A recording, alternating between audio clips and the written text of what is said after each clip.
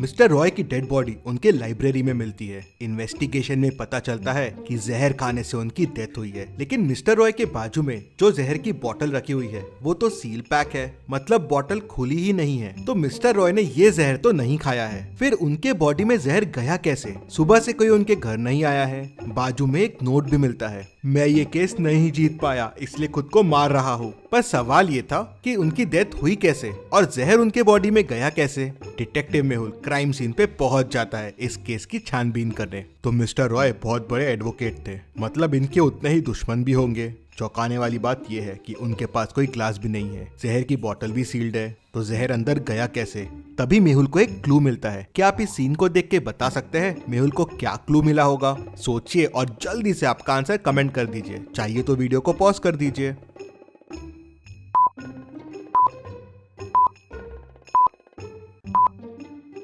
Mister Mehra book पढ़ रहे थे, तो शायद इसी बुक में जहर हो जिससे जहर उनकी बॉडी में गया हो। लेकिन अगर बुक से जहर बॉडी में गया तो जहर की बोतल यहाँ क्या कर रही है और ये नोट क्यों पड़ा हुआ है? मेहुल उनके घर में रहने वाले दो लोगों से पूछताछ करता है तो कुक कहता है, सर आज मिस्टर रॉय बहुत टेंशन में थे, सुबह से कुछ खाया पिया ही नहीं था। मेट कहता है, सर मिस्टर रॉय दिन भर बुक्स ही पढ़ते रहते थे, मुझे लाइब्रेरी का नाम याद नहीं आ रहा है, लेकिन कोई तो शहर पे था। क्या आप इन दोनों पिक्चर्स को देख के बता सकते हैं ये कौन सी सिटी का नाम है? और उसी से लाइब्रेरी का नाम निकलेगा।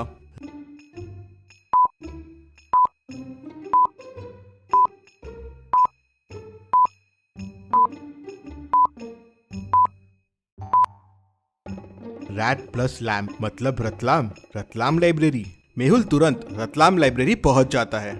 मेहुल लाइब्रेरियन से उस बुक के बारे में पूछता है तो लाइब्रेरियन बताता है कि बुक पहले मिस्टर वर्मा लेके गए थे, उन्होंने सुबह लाके वापस रख दिया और फिर शाम को मिस्टर रॉय लेके गए। मिस्टर वर्मा ये कौन है? तो लाइब्रेरियन बताता है कि सर वो भी बहुत बड़े एडवोकेट है। मिस्टर रॉय और मिस्टर वर्मा के बीच में केस भी चल रहा है, काफी सीरियस केस चल रहा है वो। मेहुल तुरंत मिस्टर वर्मा के घर पहुंच जाता है। क्यों मारा तुमने मिस्टर रॉय को? मारा?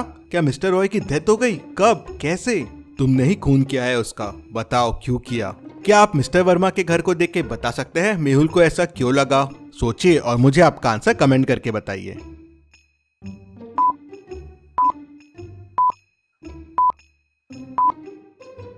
पूरे वॉल पे मिस्टर रॉय के फोटोज हैं और उस पे तुमने इतने सारे डार्ट्स मारे हुए हैं, मतलब वो तुम्हारा दुश्मन होगा। हाँ सर, वो मेरा दुश्मन था। मैं इतना बड़ा वकील हूँ लेकिन आज तक मैं उससे केस नहीं जीता। मैं उससे 10 केस हार चुका था। वो बेईमानी करके लोगों को पैसे खिला के केस जीत जाता था। कई मासूमों को उसके वजह से सजा हुई है सर, लेकिन ये केस मैं उसे जीतने वाला था। पहली बार मैं उसे हराने वाला था। मैं क्यों मारूंगा उसे? हाँ, शायद तुमने उसे नहीं मारा। मेहुल तुरंत समझ जाता है कि मिस्टर रॉय के पास जहर की बोतल क्यों रखी हुई थी। क्या आप वीडियो को पॉज करके सोच सकते हैं?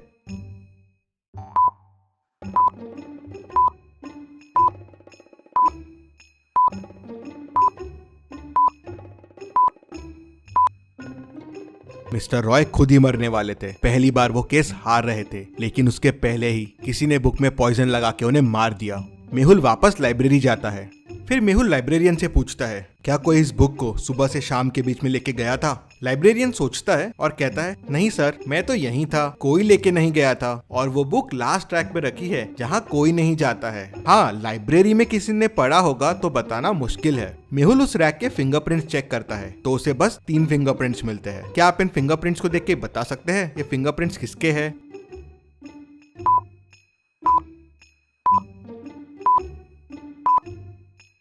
पहला वाला तो मिस्टर रॉय का है, तीसरा वाला मिस्टर वर्मा का है, लेकिन ये एक्स्ट्रा फिंगरप्रिंट किसका है? शायद यही मर्डरर हो। मेहुल सोच में पड़ जाता है।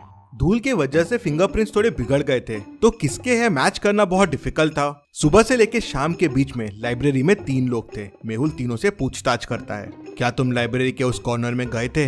नहीं सर, मेरे तो एग्जाम चल रहे हैं, मैं तो टेबल से हिला भी नहीं, पूरे दिन बस पढ़ाई कर रहा था। सर मैं उस साइड गया था लेकिन उन बुक्स के पास नहीं गया। सर पीछे रैक्स के बुक्स बुरे हाल में हैं, पेजेस भी फट रहे हैं, तो मैं वहाँ क्या करने जाऊंगा? मेहुल थोड़ा सोचता है और तुरंत समझ जाता है कि कौन झूठ बोल रहा है। कैसे? क्या आप सोच के बता सकते हैं?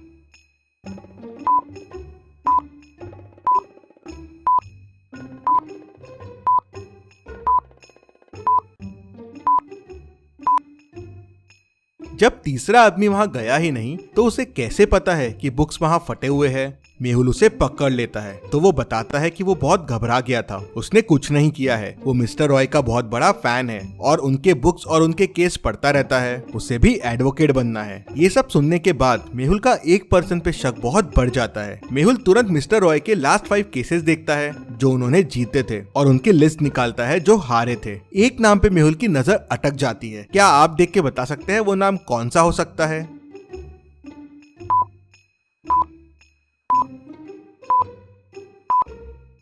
वो नाम है रोहन शर्मा। ये नाम तो पहचाना सा लग रहा है। लाइब्रेरियन का नाम रतन शर्मा है और इसका रोहन शर्मा। कहीं ये दोनों रिलेटेड तो नहीं? क्योंकि बुक लाइब्रेरी में कब आई और कब गई ये बस लाइब्रेरियन को पता था। मेहुल तुरंत लाइब्रेरियन के घर पहुंच जाता है तो देखता है कि उसके भाई की डेथ हो गई है। रोहन शर्मा की फोटो लटके रहती है और उसपे हार होता है। पता चलता है कि उसने सुसाइड कर लिया था क्योंकि वो केस हार गया था। मेहुल को समझते देर नहीं लगती कि ये बदला लेने के लिए ही शायद उसने मिस्टर रॉय का खून किया होगा। मेहुल रूम की चीजों को देखता है तो उसे एक और मर्डर का शक होता है। क्या आप रूम को देख के बता सकते हैं कि वो क्या चीज है?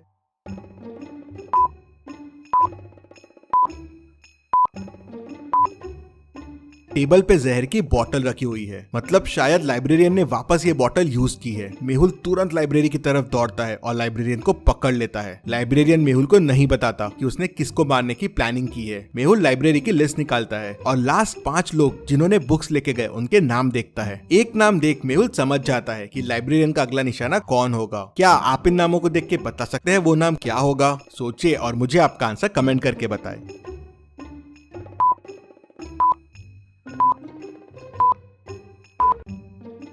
और वो है mister Verma. Mister Roy case जीत गए थे और मिस्टर वर्मा केस हार गए थे, तो लाइब्रेरियन उसे भी मारना चाहता था क्योंकि उसके वजह से उसका भाई मर गया था। मेहुल तुरंत मिस्टर वर्मा के घर पहुंच जाता है और उन्हें बुक पढ़ने से रोक लेता है। मिस्टर वर्मा बच जाते हैं। मेहुल केस सॉल्व कर लेता है। Detective Mehul rocks. इसी बात पे जल्दी से वीडियो को लाइक कर दीजिए। चलिए अगली पहेली देखते हैं। लोकेश का उसके रूम में मर्डर हो जाता है। मर्डर करीब 4 बजे हुआ है।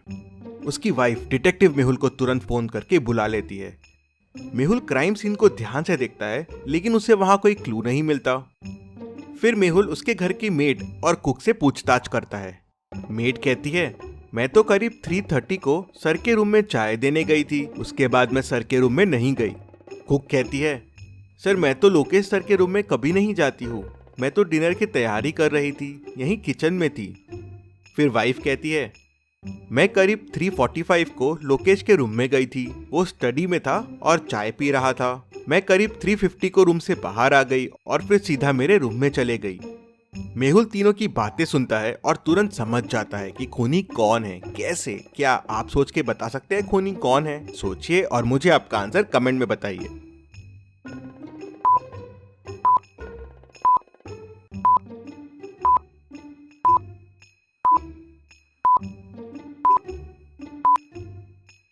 चलिए इसका आंसर देखते हैं।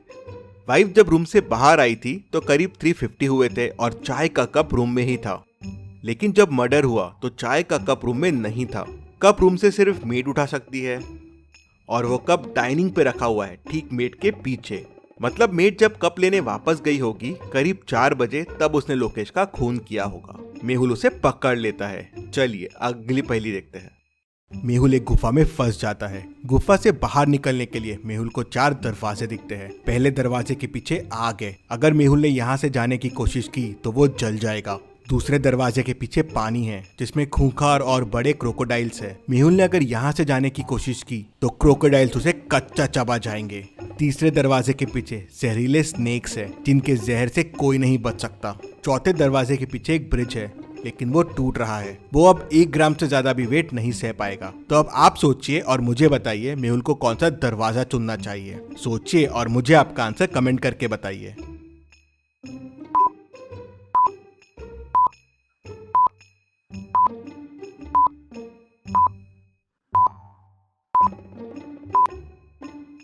चलिए इसका आंसर देखते हैं। अगर आप ध्यान से देखेंगे तो गुफा के कोने में एक बाल्टी पड़ी हुई है। मेहुल दूसरा दरवाजा खोलेगा और बाल्टी लेके अंदर जाएगा। वो बाल्टी में पानी भर के लेके आएगा और पहले दरवाजे की आग बुझाना शुरू कर देगा। धीरे धीरे थोड़ी देर में आग बुझ जाएगी तो मेहुल पहले दरवाजे से निकल पाएगा। तो लॉजिकल आर्मी, ऐसे और मेहुल वीडियोस के लिए चैनल को सब्सक्राइब करके बेल आइकन प्रेस कर दीजिए। Thank you.